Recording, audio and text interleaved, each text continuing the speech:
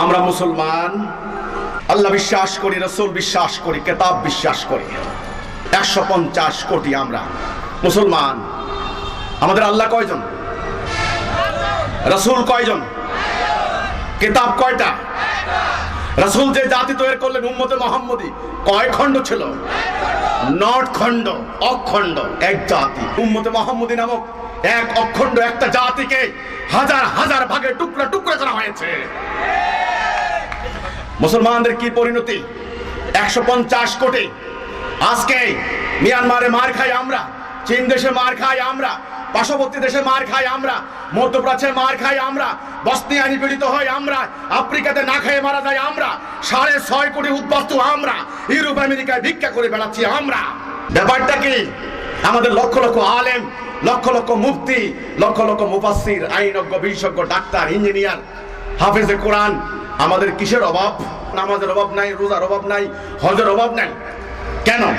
এই জঙ্গিবাদ ইস্যু, যে ইস্যু নিয়ে আমাদের এত সংগ্রাম।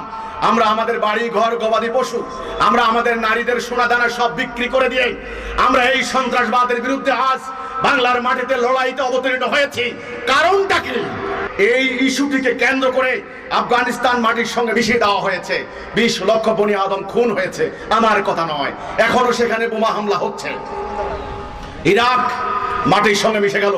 সিরিয়া আজ আমেরিকা রাশিয়ার রণক্ষেত্র। আপনারা জানেন লিবিয়া, সেই গাদ্দাফির লিবিয়া আজকে গণকবর। সেখানে কে লিবিয়া শাসন করে কেউ জানে না। এমন একটি ভয়ঙ্কর ইস্যু, জঙ্গিবাদী তাণ্ডব। এটা আমার ইসলাম থেকে সৃষ্টি হয় নাই। এই তাণ্ডব দিয়েই সাম্রাজ্যবাদীরা একটা উসিলা চায়, তারা একটা উসিলা পেয়ে গেছে।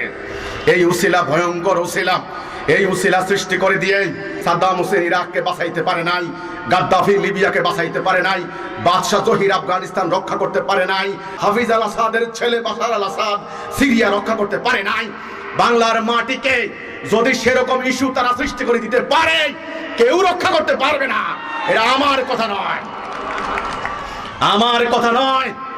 কাজেই লক্ষণ খুব খারাপ, খুব ভয়ঙ্কর। দুনিয়া জোড়া মুসলমানদেরকে টার্গেট করা হয়েছে। সম্মানিত মুসলমান ভাই ও বোনেরা, যারা আপনারা আল্লাহ বিশ্বাস করেন, কিতাব বিশ্বাস করেন, রাসূলকে বিশ্বাস করেন, আমি আপনাদের হৃদয়ের দরওয়াজায় কড়া নাড়ছি। আমি বিনীতভাবে বলতে চাই, আমার এই কথাটুকুকে আপনারা আত্মা দিয়ে উপলব্ধি করুন। আজ পশ্চিমা সাম্রাজ্যবাদী পরাশক্তিধর অস্ত্র ব্যবসায়ী রাষ্ট্রগুলি ইসলামকে টার্গেট করেছে। মুসলমান সন্ত্রাসী, মুসলমান জঙ্গি, মুসলমান কুকুমণ্ডুক, মুসলমান আনসিভিলাইজড, মুসলমান বিজ্ঞান বিরোধী, মুসলমান অসভ্য, মুসলমান নোংরা, মুসলমান বিশৃঙ্খল, মুসলমান কামড়াকামড়ি করে, মুসলমান কোনো একটা সভ্য দেশে বসবাস করতে পারে না, মুসলমান সভ্যতার অনুপযুক্ত ইত্যাদি প্রচারণা কি চলছে নাকি চলছে না? প্রোপাগান্ডা চালাচ্ছে মিডিয়া দিয়ে, শিক্ষা ব্যবস্থার মধ্য দিয়ে। কাজেই খুব সাংঘাতিক। এখানে 90% মুসলমান। এখানে স্বাধীনতার পর গত 47 বছরে আমরা দেখেছি মানুষের ঈমানকে হাইজ্যাক করে নিয়ে বারবার জাতি বিনাশী কর্মকাণ্ড ঘটানো হয়েছে। একদল মানুষকে বুঝিয়েছে আমাদেরকে টাকা দাও, টাকা দিলে তুমি জান্নাত যাবে, আমি তোমার জান্নাতের উসিলা হব। মানুষ বাড়ি ঘর গবাদি পশু বিক্রি করে ওই সমস্ত ধর্ম ব্যবসায়ীদেরকে টাকা দিয়েছে। আল্লাহকে পায় নাই, রাসূলকে পায় নাই। 2 নাম্বার, ধর্মকে ব্যবহার করে অপরাজনীতি করেছেন, জাতি বিনাশী কর্মকাণ্ড ঘটিয়েছেন। মানুষকে বলেছেন আমাদেরকে ভোট দাও। কাকে ভোট দিবে? এক এক দলের এক এক মার্কা, এক এক মনোগ্রাম, এক এক অফিস, এক এক কর্মসূচি। ওই সমস্ত অপরাজনীতিকারীদেরকে মানুষ ভোট দিয়েছে।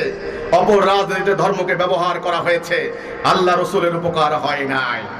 3 নাম্বার, জঙ্গিবাদী কর্মকাণ্ড ঘটিয়ে মানুষের বুকে বোমা মেরে আল্লাহ রসুলের নাম বলে চালিয়ে দিয়েছে। সাধারণ মানুষ বিভ্রান্ত হয়েছে। মানুষকে তারা বুঝিয়েছে তারা নাকি ইসলামের জন্য করছে, কোরআনের জন্য করছে, এটা জিহাদ করছে। কিন্তু আল্লাহর উপকার হয় নাই, মানব জাতির উপকার হয় নাই। মধ্যখানে বদনাম হয়েছে কোরআনের, বদনাম হয়েছে আল্লাহ রসুলের কিতাবের। এক আল্লাহ, এক রসুল, এক কিতাব। সেই এক কিতাবের অনুসারীরা আজকে কি করে এখানে আসলো, কে তাদেরকে এখানে আনলো? ইসলামের নামে তো আজ সমস্ত কিছু চালু করে দেওয়া হচ্ছে। আপনারা জানেন গত পরশু সিলেট শাহজালাল বিশ্ববিদ্যালয়ের প্রফেসর জাফর ইকবাল সাহেবকে ছুরিকাঘাত করা হয়েছে। যেই ব্যক্তি ছুরিকাঘাত করলো তাকে জিজ্ঞাসাবাদ করলে তাকে জনতা গণপিটুনি দিয়ে ধরে ফেলেছে। ধরার পরে তাকে বলল সে নাকি ইসলামের জন্য করেছে, সে নাকি বুঝেছে জাফর ইকবাল সাহেব ইসলামের শত্রু, মুরতাদ, কাফের, ইসলামের বিরুদ্ধে লেখে, কাজে জাফর ইকবালকে মেরে ফেললে তার সওয়াব হবে, সে জান্নাত যাবে। বাস, তাকে প্রশ্ন করা হয়েছে তুমি কি জাফর ইকবাল সাহেবের লেখা পড়েছো? বলছে না আমি পড়ি নাই, আমি শুনেছি, আমাকে বলেছে। কে বলেছে? কারা বলেছে? কার কথা তাহলে জনগণ শুনবে? একে বোম মারছে, একে চাপাটি মারছে, ওইদিকে বোমা হামলা চালাচ্ছে, ওইদিকে জঙ্গিবাদী কর্মকাণ্ড করছে। হায় রে মুসলমান, তোমাদের এক আল্লাহ, এক রাসূল, এক কিতাব, এক উম্মাহ, একটা নির্দেশনা ছিল তোমাদের। আজ তোমরা আসমানি কিতাবের অনুসারী হয়ে আল্লাহর মুমিন বান্দা দাবি করে তোমাদের আজ এত দশা কে করলো? কে করলো আমি জানতে চাই। আমাদের ইসলাম কি এতটা? মানুষ কোন দিকে যাবে আপনারা বলুন? জান্নাতের পথ কয়টা? একটা, সূরা ফাতিহা। আপনারা এই সূরা পড়েন না? ওই সূরার মধ্যে আছে ইহদিনাস সিরাতাল মুস্তাকিম, সহজ সরল পথ, গায়রিল মাগদুবি আলাইহিম ওয়ালাদ-দাল্লিন, ভুল পথ, দালালা। জাহান্নামে যাওয়ার পথ একটা, জান্নাতে যাওয়ার পথ একটা। ডাইন বাম, সত্য মিথ্যা, ন্যায় অন্যায়, বৈধ অবৈধ, সাদা কালো, আল্লাহর হুকুম, ইবলিসের হুকুম। আল্লাহ দৃষ্টিতে দল দুইটা, সূরা তাগাবুন 2 নম্বর আয়াত, পবিত্র কোরআন। একদল মুমিন আর একদল কাফের, মধ্যখানে আর কোন দলের পরিচয় নাই আল্লাহর কাছে। কাফের মানে সত্যকে অস্বীকারী, অন্যায় সীমা লঙ্ঘনকারী, আল্লাহর হুকুম প্রত্যাখ্যানকারী কাফের। আর সত্যকে গ্রহণকারী, সত্যকে আলিঙ্গনকারী, সত্যকে প্রতিষ্ঠাকারী হলো মুমিন। আল্লাহর নিকট দল দুইটা, রাস্তা দুইটা, পথ দুইটা, হুকুম দুইটা, আল্লাহর হুকুম, ইবলিসের হুকুম। আর আমাদের ইসলামের আপনারা কোনটা মানবেন? কোন পথে জান্নাত যাবেন আমি জানতে চাই। কোন পথ ঠিক? হাজার হাজার পীর, এক এক পীরের এক এক তরিকা। উত্তরবঙ্গের পীর মানেন না দক্ষিণবঙ্গকে, দক্ষিণবঙ্গের পীর মানেন না উত্তরবঙ্গকে, ঢাকার পীর মানেন না মানিকগঞ্জকে। আমি শুনলাম দক্ষিণবঙ্গের এক পীর ওই আরামবাগের এক পীরের অনুসারীদের উপর হামলা চালিয়ে 10 জন মানুষকে খুন করেছেন। আপনারা গত কিছুদিন আগে সিলেটে দেখলেন, সিলেটের জৈন্তাপুরে ওয়াজ মাহফিলে 2 মৌলবীর ফতুয়া নিয়ে মারামারি করে একজন খুন, কয়েকজন আহত, 40-50টা বাড়ি ঘরে আগুন দিয়ে দেওয়া হয়েছে। তারপরে পুলিশ গিয়ে ক্লিয়ার করেছে রাস্তাঘাট। এই হচ্ছে অবস্থা। মানুষ কোন দিকে যাবে? এক এক পীরের এক এক তরিকা।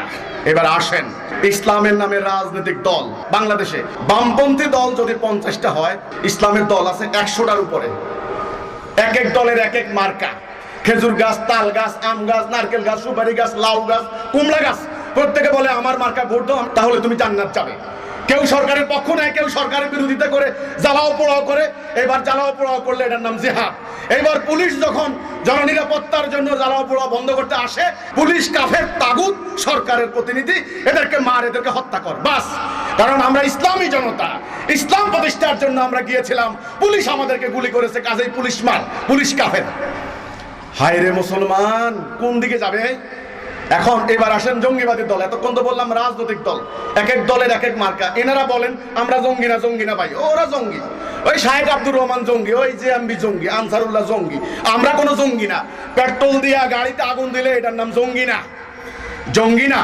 আমি বলতে চাই, আইনের বইতে কি লেখা আছে? দলের নাম লেখা আছে, ধর্মের নাম লেখা আছে, সরকারি দল বিরোধী দল লেখা আছে। জাতীয় আন্তর্জাতিক সকল আইনে 2009 সালে আমার দেশের সন্ত্রাস বিরোধী আইন রচনা করা হয়েছে। জননিরাপত্তা বিঘ্নিত করার জন্য, মানুষের মনে ত্রাস সৃষ্টি করার জন্য যে সমস্ত কর্মকাণ্ড ঘটানো হয়, সবই সন্ত্রাসী কর্মকাণ্ড। গণতন্ত্রের নামে করলে জায়েজ হবে, ইসলামের নামে করলে নাজায়েজ হবে নাকি? যারাই করবে, আমি গণতন্ত্র বুঝি না, সমাজতন্ত্র বুঝি না, ইসলাম বুঝি না, মানুষের ক্ষতি করার জন্য যারা ত্রাসের সৃষ্টি করবে সবাই সন্ত্রাসী। সংজ্ঞা মোতাবেক, আইন মোতাবেক, জাতীয় আন্তর্জাতিক আইন মোতাবেক। অন্ধ হলে চলবে না, সাদাকে সাদা বলতে হবে, কালোকে কালো বলতে হবে। এবার আসুন, ধর্মের নামে রাজনৈতিক দল করলেন এতটা, মানুষ কোন দলে গেলে জান্নাত পাবে? আমার প্রশ্ন ছিল এটা। এবার জঙ্গিবাদী দল, সেই বোকো হারাম, আল কায়দা থেকে শুরু করে ইন্দোনেশিয়া পর্যন্ত হাজার হাজার দল, এক এক দলের এক এক আকীদা, অদ্ভুত অদ্ভুত আকীদা। এক দল আবার আরেক দলকে মানেন না। সিরিয়ার বিরোধী দলের মধ্যে 18টা শুধু ইসলামের নামে দল আছে, ওদেরকে অস্ত্র দেয় হলো ব্রিটেন। এইবার হাফেজ আল আসাদ দেখি, উনিও দেখি জুমার নামাজে নামাজ পড়েন, ঈদের নামাজে নামাজ পড়েন, মুসলমান দাবি করেন। শিয়াও বলে মুসলমান, সুন্নিও বলে মুসলমান। শিয়া মারে সুন্নিকে, সুন্নি মারে শিয়াকে। আমার প্রশ্ন হচ্ছে, কে জান্নাত যাবে? কোন পীরের অনুসারী জান্নাত যাবে? কোন ইসলামী দলের অনুসারী জান্নাত যাবে? কারে মারলে কে শহীদ হবে, কে গাজী হবে? কোন জঙ্গি দল জান্নাত যাবে? এত বিভ্রান্তি, এত বিভ্রান্তি, এত পাগল। কোন দিকে যাবে? কার কথা শুনবে? সরকারি আলেমরা মানেন না কাউমি আলেমদেরকে, কাউমি মানেন না সরকারি আলেমদেরকে। ইসলামিক ফাউন্ডেশনের আলেম ফতোয়া দিলে কাউমিরা প্রত্যাখ্যান করেন, কাউমিরা ফতোয়া দিলে ইসলামিক ফাউন্ডেশনের আলেমরা প্রত্যাখ্যান করেন। এখন মুসলমানদেরকে কোন পথ ঠিক, কোন পথে জান্নাতে যাবেন? জান্নাতে যাওয়ার পথ তো মাত্র একটা। আমার রাসূল বলেছিলেন, ইহুদি জাতি 72 ফেরকা বিভক্ত হয়েছিল, আমার উম্মাহ হবে 73 ফেরকা বিভক্ত। সকল ফেরকা জাহান্নাম যাবে, এক ফেরকা জান্নাত যাবে। তাহলে সবাই জান্নাত যাবে না? পরিষ্কার হয়ে গেল। কে জান্নাত যাবে? তাহলে যারা জান্নাত যাবে তারাই মুমিন, তারাই দুনিয়াতে শান্তি আনতে পারবে। আর যারা জাহান্নাম যাবে তাদের কর্মফল দুনিয়াতে অশান্তি হবে।